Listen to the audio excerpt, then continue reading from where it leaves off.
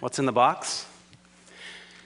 Whatever it is, it must be pretty important, because I've traveled with it, moved it from apartment to apartment to apartment.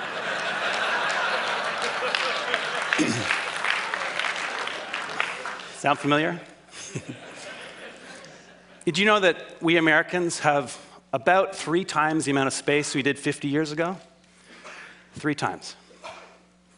So you'd think with all this extra space, we'd have plenty of room for all our stuff, right? Nope.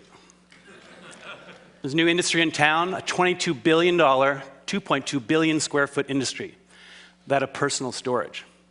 So we've got triple the space, but we become such good shoppers that we need even more space. So where does this lead? Lots of credit card debt, huge environmental footprints, and perhaps not coincidentally, our happiness levels flatline over the same 50 years. Well, I'm here to suggest there's a better way, that less might actually equal more. I bet most of us have experienced at some point the joys of less. College, in your dorm, traveling in a hotel room, camping, where you got basically nothing, maybe a boat. Whatever it was for you, I bet that among other things, this gave you a little more freedom, a little more time. So I want to suggest that less stuff and less space are going to equal smaller footprint. It's actually a great way to save you some money, and it's going to give you a little more ease in your life. So I started a project called Life Edited at lifeedited.org to further this conversation and to find some great solutions in this area. First up, crowdsourcing my 420 square foot apartment in Manhattan with partners Mutopo and Javoto.com. I wanted it all. Home office, sit-down dinner for 10, room for guests, and all my kite surfing gear. With over 300 entries from around the world, I got it, my own little jewel box. By buying a space that was 420 square feet instead of 600, immediately I'm saving 200 grand.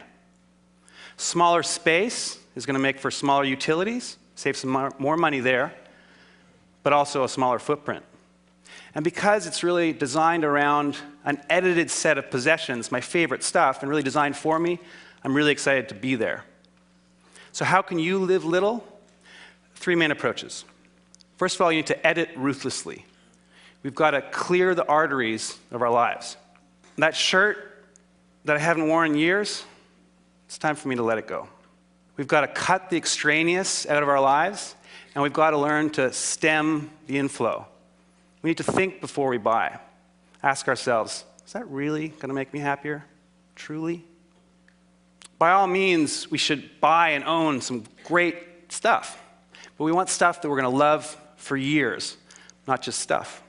Secondly, our new mantra, small is sexy. We want space efficiency. We want things that are designed for how they're used the vast majority of the time, not that rare event. Why have a 6-burner stove when you rarely use 3? So we want things that nest, we want things that stack, and we want to digitize. You can take paperwork, books, movies, and you can make it disappear. It's magic. Finally, we want multifunctional spaces and housewares. A sink's combined with a toilet.